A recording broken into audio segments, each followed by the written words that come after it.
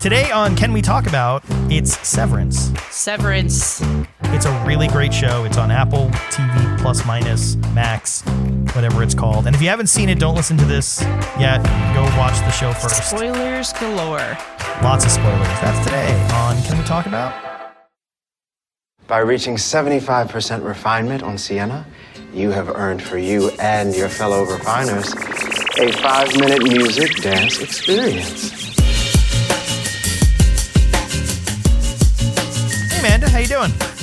Hey, Tom, what's going on? Can we talk about Severance? We should probably talk about the thing that we were supposed to start talking about. Yeah, Yes. I really want to talk about this. So I'll start by saying I saw the trailer for it, and the few things that grabbed me immediately were number one, the cast, right? Because I love Immediately. everyone in there.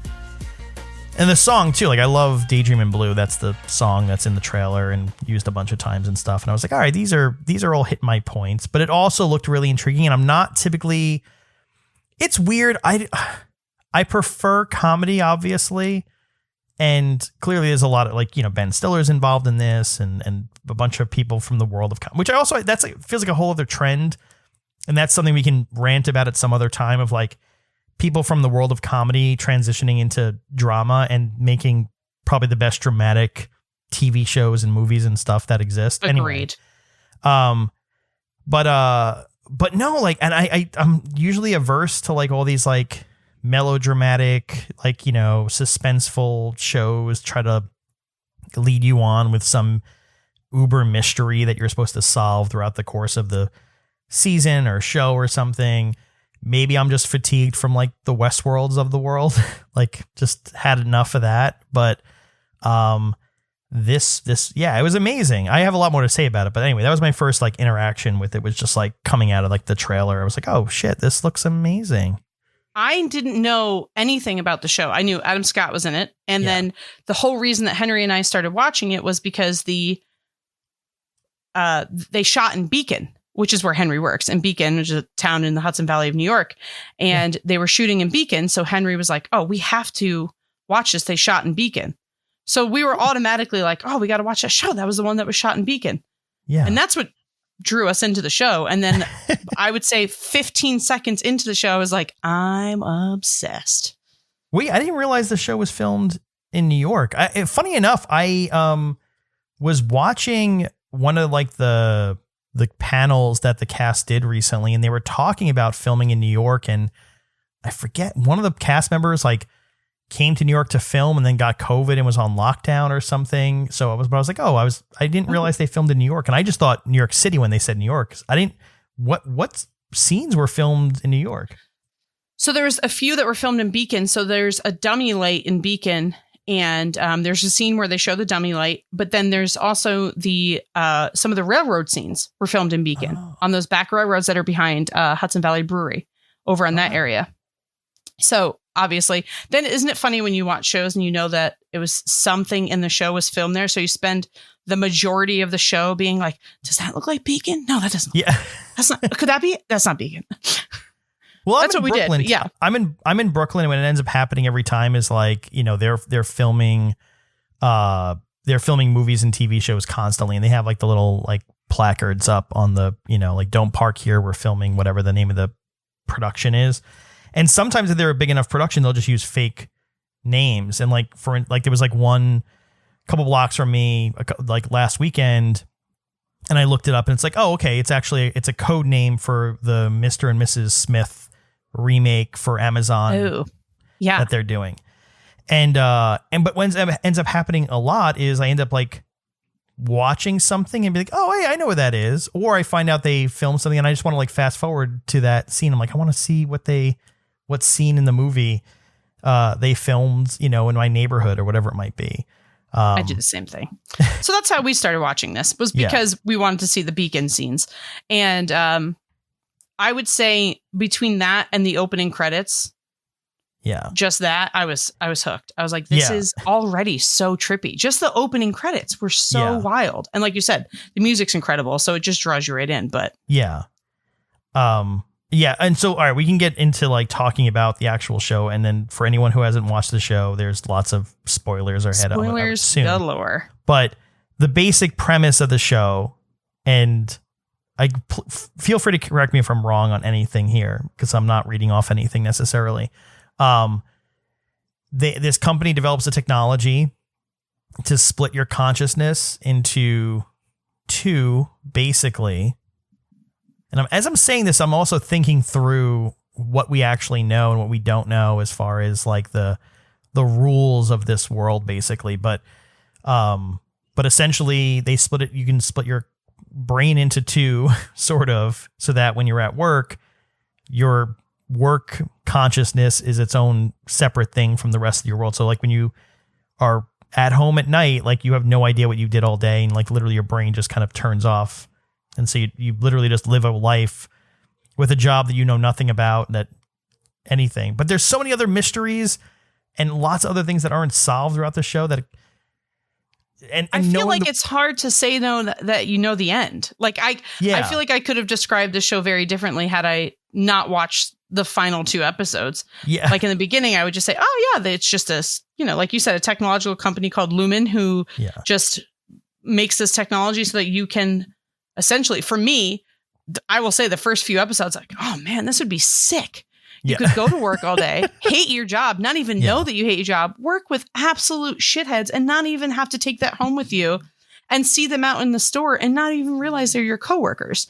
Because like you said, you have 2 different, essentially 2 brains, like your work brain with a work memory and your life brain with your life memory.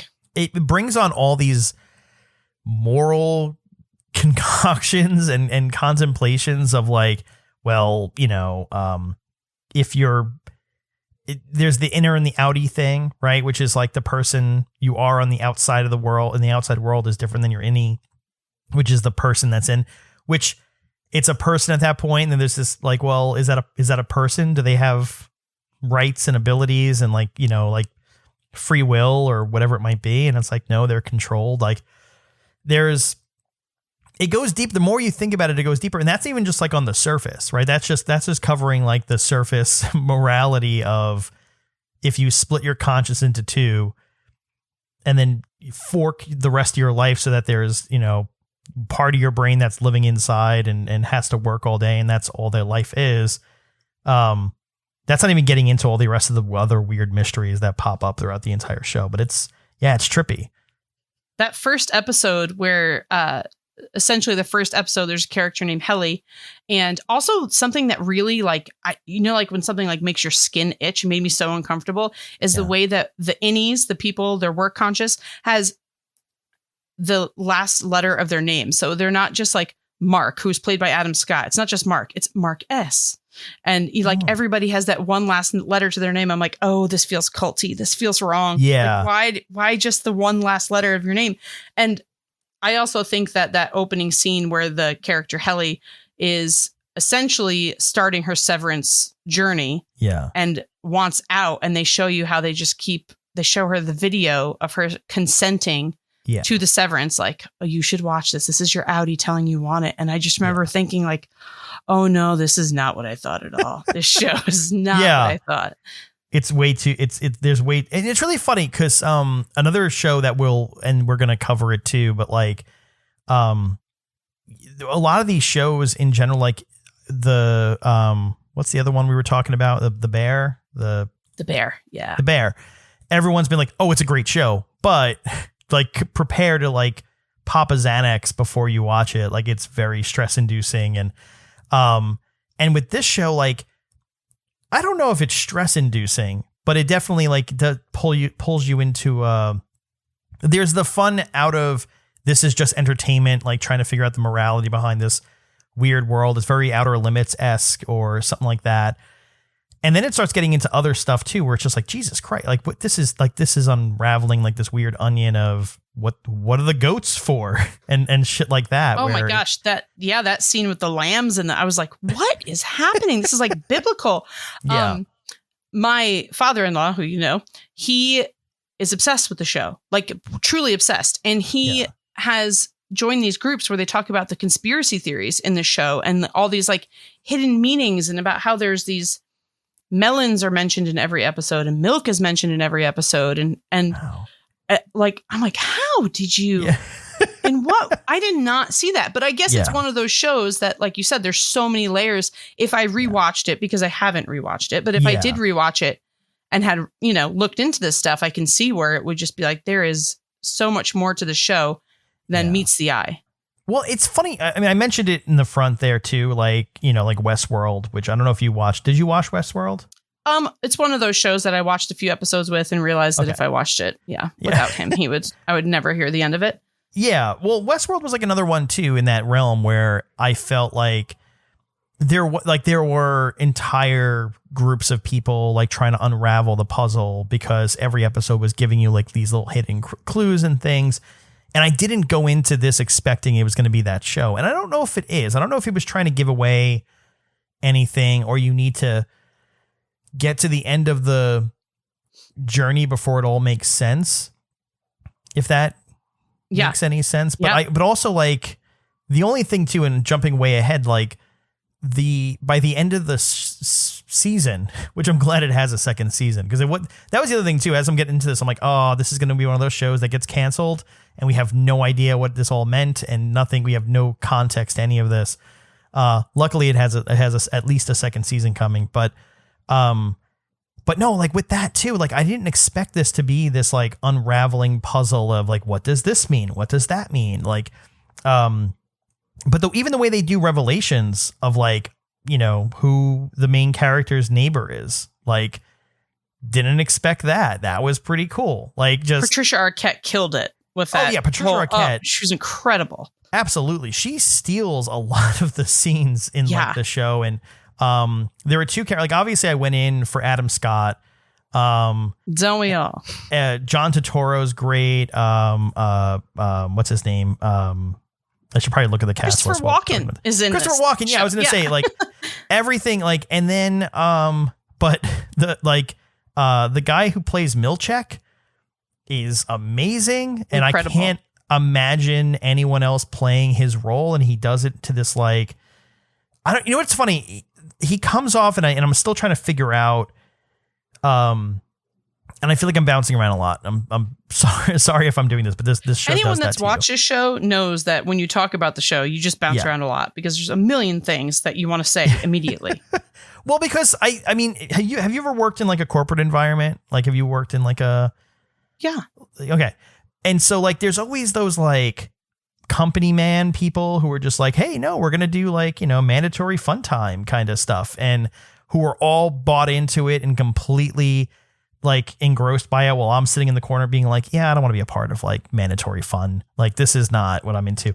Milchek is that guy. Milchek is the person in this already creepy environment who is the full on company man who is just, like that is his role. He is the company man through and through for good or bad.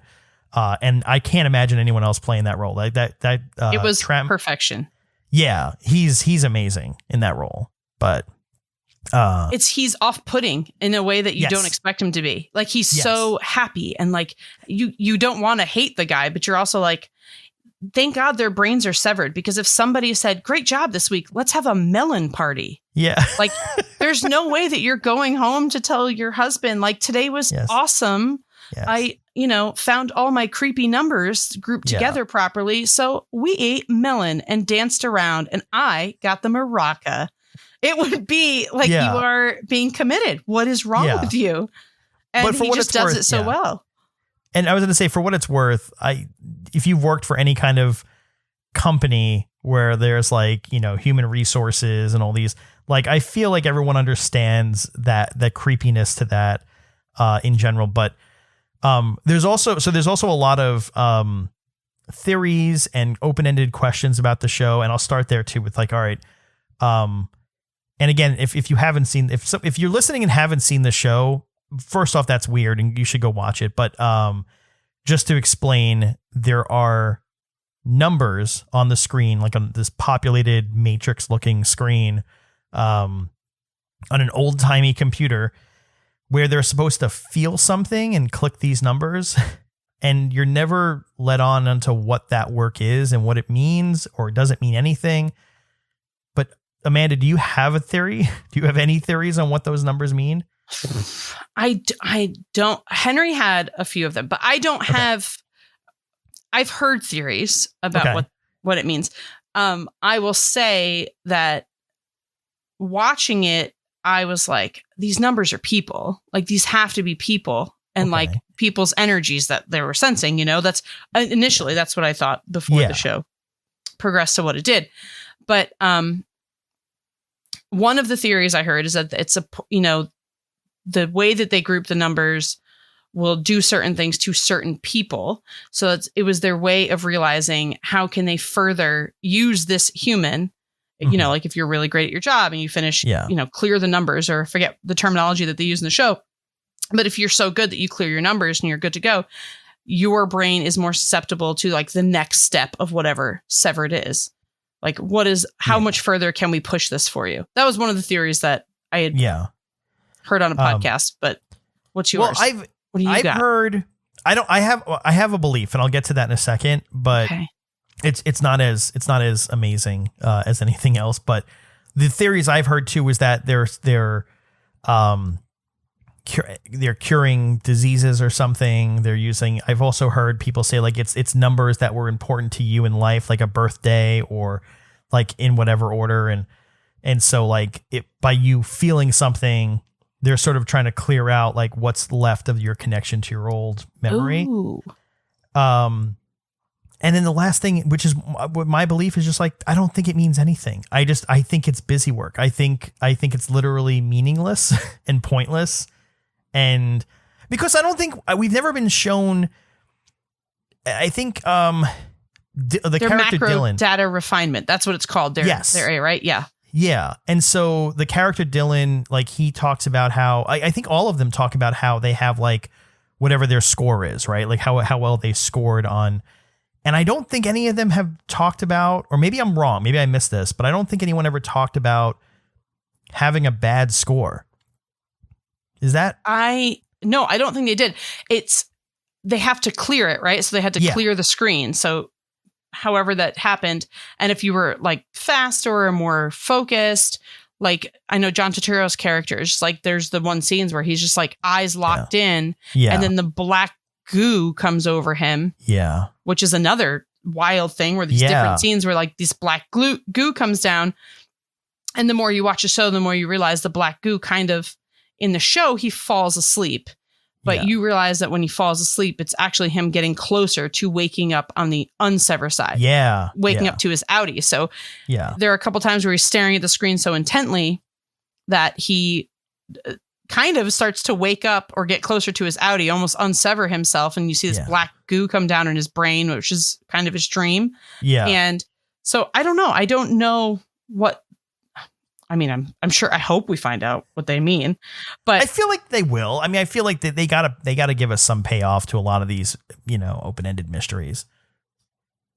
I really need a couple answers. Like, I need to know what Helly does at the end. I need to know all about. I mean, there's so many scenes that just got so strange so quickly, which made the show so wonderful because you weren't expecting it. The scene where they go into the founder's house as like a prize, and then all these chicks come out in these masks and are, the waffle party, and he thinks he's going to get laid. And then all of a sudden he's like, wait, no, this might be creepy. This might be wrong. Let me go solitary eat a waffle by myself. I mean, we can talk about waffle party. I mean, what's weird about it too is because of how disconnected the characters are, I don't even know if they feel like well, let me back up. It's really funny because obviously John Turturro and Christopher Walken feel something, right? They have some kind of, emotional, romantic connection to each other. But other than that, does anyone else ever show any kind of like? Well, there's the weird moments with Mark S., who's played by Adam Scott. Starts to realize that Mrs. Casey, who's like the therapist of the whole company, he's got this weird relationship with her that he starts to like have like maybe it's an attraction to her or just like really feels like he has to look out for. Yeah. Biggest spoiler alert, cover your ears if you don't want to know what happens. But at the end of the show, you realize that Mrs. Casey's actually Adam Scott's wife, who he thinks died in a car accident, which he thinks he's responsible for. And the whole reason he got severed is because he wanted to forget that happened to him. And he's like a massive alcoholic in his Audi life. Well, and go ahead.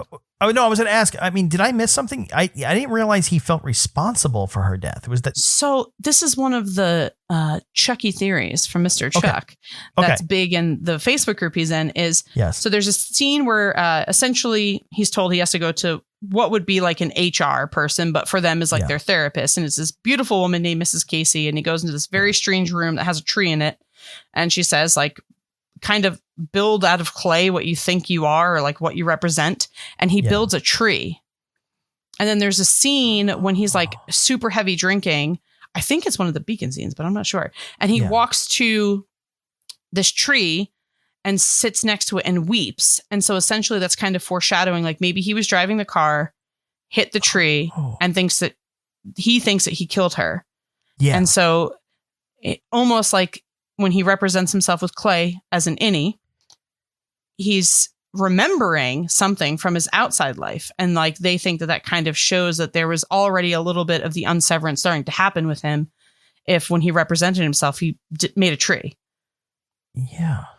That's super I didn't even pick up on any of that. Yeah, me either. Oh my, I love that. That's what I love about the show. Cause I missed a lot of this stuff. Well, all right. So what the other thing I was going to mention too is, as far as his connection to Miss Casey, which is his wife or was his wife, I don't know how we want to label this. It's so weird. So weird. I did look out for, because I sort of had a feeling, I don't know if you know this in the chronological order of watching the show or when you find out that Miss Casey is his essentially a deceased wife to him, or I don't know what do you want to call it.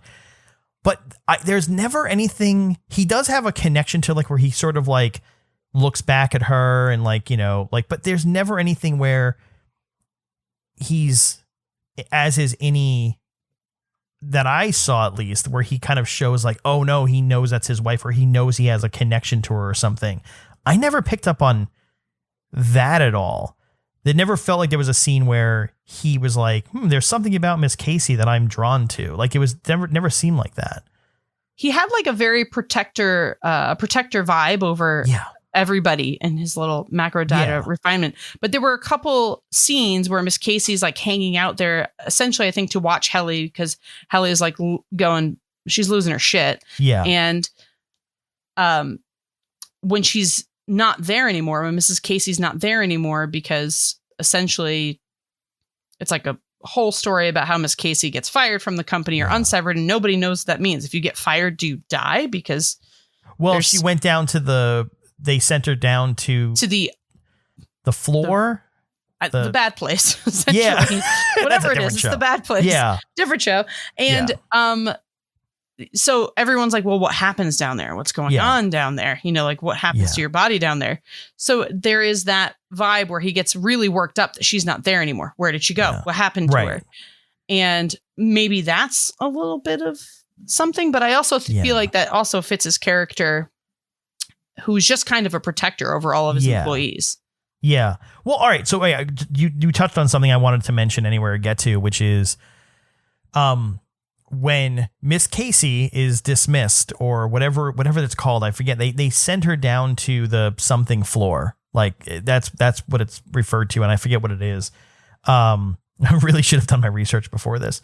But when they do that, it's a very mysterious black hallway with a elevator and like the little like icon, like, you know, going down icon over the elevator, like a upside down triangle, which is exactly what Irving, which is John Turturro's character, has been painting on the outside for so long.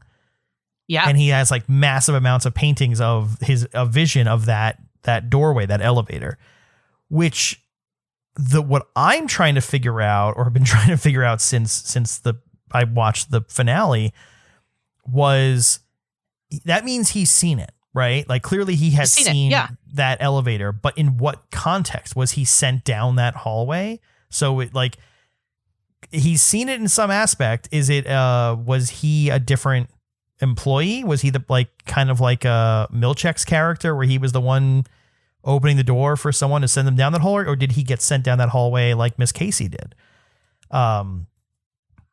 I don't know. And that brings up a great point, because his character on the outside, when you see all those paintings, and just like his personality on the outside could not be more opposite to his personality on the inside. And the inside, he's a very corporate man. You know, he's no business. He ends up falling in love with Christopher Walken, which was the best. But on the outside, he's super artsy and, you know, goes home and just blasts metal. Yeah. Which you don't expect at all. Just blasts metal and just goes to town painting these dark black paintings. And the hallway that we're referencing, essentially when somebody messes up, they get sent to this place where they kind of show snippets when Helly's in there. Yeah. There's just recordings playing and you have to say these things to make you more robotic, essentially, to fit what they want you to be. But I feel like because he had those moments where he was falling asleep in the black goo and all that kind of stuff, I feel like he was starting to unsever in those moments and definitely had seen it at some point. Yeah. That's season 2 stuff. Yeah. I mean, that's the thing. I need it bad. I was trying to find. Oh, the testing floor. Testing floor. That's what it is. There it is. Okay. The testing floor. I'm reading the Severance wiki now. Okay. The testing floor is a floor in Lumen Industries below that of the severed floor. So they send her to the testing floor. And it gives no explanation as to what it is. But that's also what Irving's been obsessively painting about. So the testing floor. So that's the other thing too, is like all these names and things. But do you have an overall theory about like what all the Severance stuff is and what like the overall conspiracy is? Because we eventually learn a little bit more, but not enough to kind of draw a conclusion. I don't know. At the end, it's a very weird, the richest people of America, they're, you know, at this gala at the very end, and you realize that's main character Helly, who's been fighting like her innie version has really been fighting to get the hell out. She tries to kill herself at one point in the show. Because she wants out so badly. And at the end, you find out that she goes to this banquet, essentially, and you realize that she's actually the daughter, right, of the founder. So her whole life has been leading up to this moment where she was going to be severed. She wanted to be severed. She wanted to be part of it. And then there's also this weird kind of subplot that happens where Mark S's sister goes to this birthing community to have this her baby, and they meet this woman who seems really rich but kind of cold, and she's giving birth to this baby. And then you go back to this banquet, flash to the banquet, and this woman that had given birth to the baby is actually the wife of one of the main guys that's part of the Severance, began the Severance movement, is pushing the Severance movement. And when she asks how the baby's doing, she's like, I've never had a baby. What are you talking about? Yeah. She doesn't even remember having a child. So they've used the Severance as like a, you know, oh, you're going to go through labor and it's going to hurt really bad. So we'll sever you just for labor. So it doesn't hurt. And then you're going to come back, you know, and she's like, well, where's the baby? And, you know, I could be misremembering all of this. No, but I do remember that moment where it was like, okay, so these really rich people are using like monetary severance just for, I'm just going to sever these, you know, 2 days. I don't want to remember these. And then I'm good to come back. So I don't know if it's maybe a experiment for the wealthy to use to avoid pain, or I don't know. I don't know what my view is on it. I just know that last 10 minutes, I was like, my brain is melting. What is happening right now? Yeah. Well, because the way the season ends is it like ends in this like gigantic buildup to like the innies are in the outside world and they're all like rushing to either figure something out or do something. Everyone has like their own different separate missions, and then everything just like, you know, they immediately get clicked back off. Because, by the way, that's the other thing too, is apparently it's all controlled from Lumen HQ, which, the one character, Dylan, is staying in there, and he's like turning two keys at the same time to like put it into temporary overtime mode. It's really cool, but at the same time too, and I think it's almost too easy of an explanation, which is the only reason I don't want to believe it, or I don't want to accept that, but like that it's essentially just kind of like Get Out, like just like the same kind of plot from Get Out, but instead of it, it's like, instead of it being different people, because that's the other thing too, is like there were some other theories about the fact that you mentioned, like Ellie's father is like the founder, or whatever the title is for like the current, person in charge of everything. And then that there's a theory that like the consciousness of the original founder has just been living on in like the next and the next and the next. And so like the consciousness inside of who she's talking to her father is actually like the original, like, it's like cloning almost. Yeah. Different body, same brain. Right. But the thing is, we haven't really, obviously up until this point, it's just your consciousness split, or at least that's what we're led to believe. Now, as I'm saying this out loud too, because like it's supposed to be that your consciousness is split, right? That you're like, Mark is Mark, and then he goes in and has this, and then his personality, his mind kind of forks off into two different realities, his innie and his outie. But what's to say that his innie was Mark originally? Like it wasn't just some other person, or that, and this is what I was going to like with like Miss Casey, like the person inside of her, if there's no connection, and I feel like they would have done that explicitly, like shown that Mark has some kind of connection to Miss Casey. Maybe they don't, because the innie Mark and the innie Miss Casey aren't, whoever they were on the outside, basically. That's interesting. So it's like they're not just severing your brain, they're inputting somebody else's identity to your work brain. You are someone else when you're at work. Yeah, because I mean I thought that was the implication for some of the other stuff that we were learning about the outside, and like her father, and like that her father really wasn't her father. Her whatever consciousness was inside him was a whole other human being, or a whole other person. So that's hard though, because what about the guy? What was his name? Freddie, right? That was the the employee that essentially got unsevered and ends up dying, but because his innie figured it out while he was still in, right? Remember with the picture and stuff. So how would again, like how would that happen then? Because his innie figured it out and then reached out to him and he unsevered, right? Quote unquote. He unsevered. Yeah. Essentially unsevered himself, kind of like through this, secret underground group that helped him unsever himself.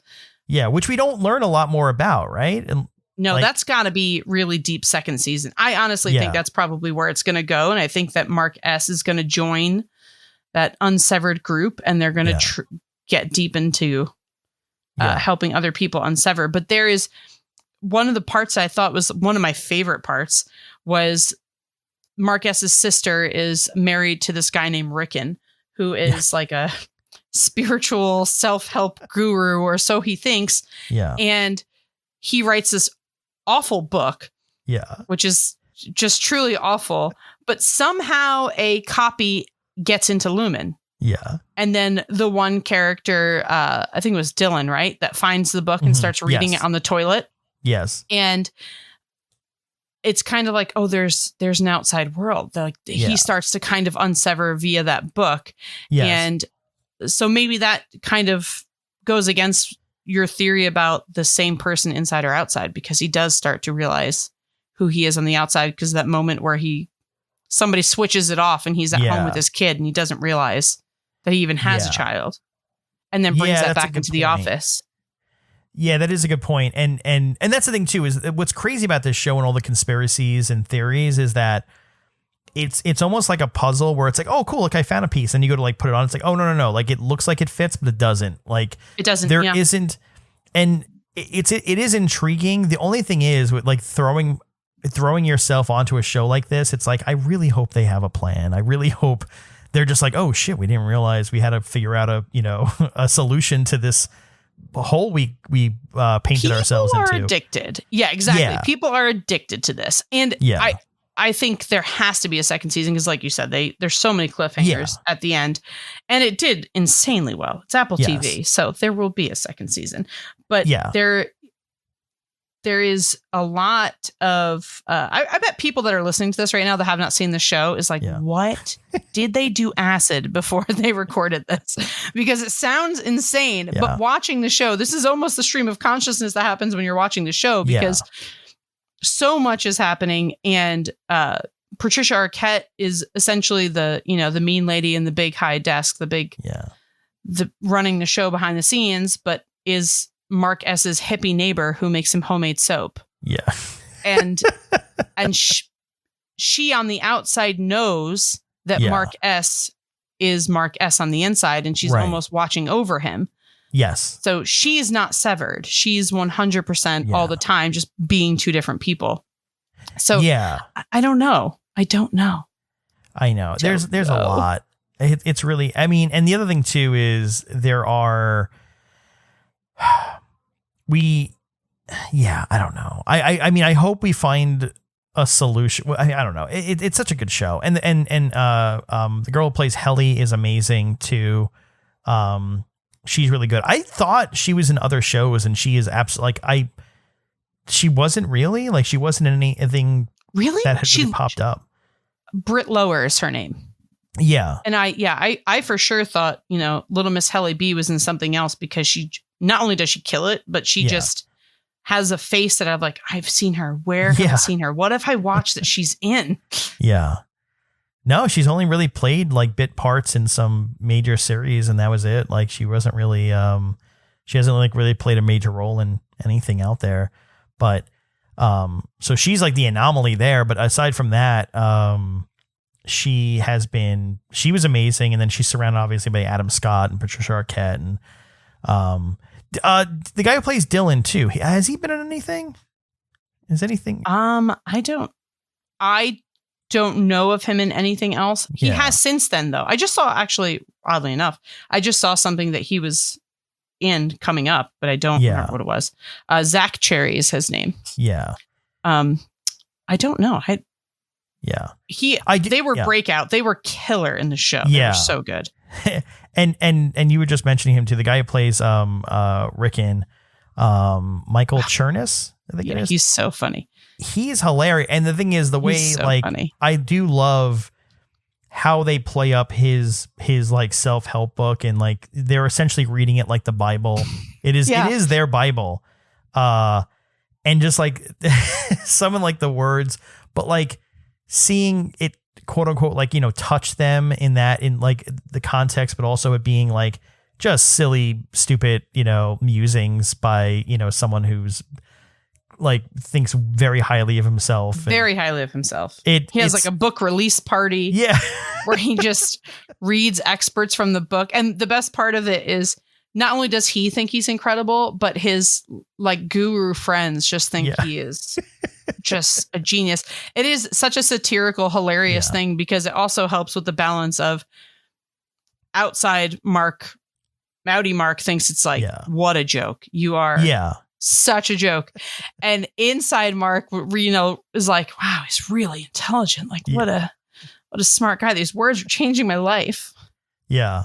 There is a scene where like they're reading the passages and like you hear him doing the voiceover and it's just like nonsensical, like when life gives you lemons, make orange juice, like just really weird, just non sequiturs. And they're like, wow, this is amazing. And it's played completely straight and I love it. And it's that there's not a lot of room for humor in this show. Like, or I mean, not to say there's not a lot of room for it, but like they don't try to just inject humor for the sake of injecting humor anywhere, which I do appreciate. And then it also leaves like some of the places where you'd almost expect it. They don't, like when there's the dance parties and all that kind of stuff, like they you can see any other show kind of injecting like, oh, let's make it a little bit cheeky or like throw a joke no, they in leave somewhere. it uncomfortable, which I think helps. They leave those super uncomfortable. Yeah. Yeah. But his character is like the humor the show needs without trying to be. Absolutely. Yeah, exactly. And the girl who plays his sister, she's great too. The thing is, like, I think what they ended up building out in the outside world there too is that, you know, Mark, although isolated, and that's the other thing too, even the setting, right? The entire thing takes place. And I don't know if you're supposed to know the town or the city or where it takes place, but it's winter, it's cold, right? Like it's just like a lot of unsettling. Blue. Yeah. It's very dreary, but he has like the only warmth you really get on the outside world. And I think it's on purpose is through his sister and his brother-in-law, Rickon. And I think that's good. Like it's a little bit of light on the outside as like you're watching Mark deal with this stuff. But even like the way that's presented, like it's just a very cold, unsettling, like, you know, and it's kind of funny in the world of, and this is maybe something we should throw on to our, the episode list is for an Apple TV show. It is the complete opposite of Ted Lasso. Like the environment and everything is uncomfortable. If you're like, oh my God, I need a palate cleanser, like you can go watch Ted Lasso right after this, and then you can be on the which is like a hug. The spectrum. Every episode of Ted Lasso is a hug. Everything's warm and fuzzy and like, you know, this is just like, oh my God, everything is made uncomfortable on purpose. But it's also funny too, because like, you know, through the pandemic and everything else, the one show that everyone seemed to, not the one show, but the show that a lot of people, you know, glammed onto for like, oh, I need some stability and normalcy in my life. I'm just going to watch The Office, a show that like literally the setting is the same on every episode. Nothing ever changes. Like, and this show does that too, right? Because the setting of The Office and everything is all the same, and it's all very like clean slate, very simplistic. And I feel like even that part of it, right? Like, oh man, even the way all that stuff is done, where it's like, you know, they're working on these old fashioned computers and like just simple desks and a simple chair. And there's no in a massive room, the negative space in that office. Yeah. Like when they show it from above, it's just a set of cubicles right in the center of the room with a trash can. And that's it in this massive green carpeted room. And it makes like, it truly was like, this is making me so uncomfortable. Why is it in the middle of the room? Why is there nothing else in this room? Yeah. With these halogen bright light bulbs. Yeah. I feel like even that has a reason behind it. Like they're trying not to stimulate them too much because something might happen if they're overstimulated kind of thing. But again, that's you're going to, if you haven't watched the show, like we ruined everything. But if you have, like, it's just the thing of like, you will leave with endless theories and like, you know, like questions and all these things. Like we barely touched upon anything like, to the point of like, what are the goats? Like, what is the waffle party? What is the whole thing that Christopher Walken does when they, you know, like those little cards that they steal? Yeah. And that was another one of the theories that my father-in-law had told me is when you're in looking at them, there's these little cards and there's a watering can, an axe, and they think it means something. I have no idea. What's the department called? O&D, right? Optics and design. Yeah. That's Christopher Walken's department. And these things mean something, a watering can, and there's an axe. And then there's like these awful cards where these people are like strangling each other and like, but they look like workplace instruction cards, just like stick figures showing you how to do something, but it's just murder. It's just they're killing each other. Here's how to murder. Yeah. Yeah. It's very strange. There's something there. Hopefully. Yeah. And that's the thing too. Like I said, I mentioned Westworld. It was the one I kind of connected to. I was like, this is Westworld if it wasn't so like pretentious about itself. I thought Westworld was a little over the top with it's like, oh, we're gonna give you a mystery. Like I don't think you went into this feeling, oh, it's gonna be a giant mystery. And they left you unanswered on a lot of things, but I'm not upset about it. I'm not either. I enjoy it. I kind of like the fact that we're sitting here making up these wild theories that are probably going to be so embarrassingly wrong. And I think both of us, it's been a little while since we've watched it. So we're probably misremembering quite a bit as well. But I am interested to hear other people's theories because absolutely it is one of those shows that you go to hang out with your friends. You're like, have you watched it? And everybody is going to have a different take on what things mean, what they thought. Yeah. Like I said, the first 2 episodes, I was like, I would love to be severed. Sever me up. I don't want to remember shit from work. And then I realized, like, if I didn't have coworkers, I probably wouldn't have friends in my 30s because, like, half of your coworkers are your friends. But it's true. Yeah. You know, like, I would have no outside life. Yeah. I don't know. Siblings, I guess. But, you know, now getting to the end of the show, I'm like, oh, no, that's awful. I would never want to be severed. But in the beginning, it was looking pretty good. It's like, never remember my coworker. I can walk into a grocery store and not have to say diddly shit to the coworker that I cannot stand and not have to like put on a smile and be like, oh my God, I'll see you Monday. Enjoy your weekend. Yeah. You could just walk by them and have no idea who they are. Yeah. Would be nice. And then at the end, you're like, oh no, this is dark. Yeah. This is really dark. Is there a way to do that without Severance really existing? Like, could you just walk in the office and be like, oh yeah, I just, I took a pill and so you don't exist in my brain, or, something that's socially acceptable where I can be like, yeah, I probably don't have not to legal. acknowledge you. Yeah. That substance is not legal. Yeah. I'm just watching Arrested Development for the first time. I know. Make fun of me. Wait, first time? I know. Oh, but how he calls, what does Will Arnett call what are actually roofies, but he gives them, he takes them so he doesn't remember. Forget-me-nows. Yeah. Forget-me-nows. That's what they are. Tommy, they're roofies. That's how you don't remember it.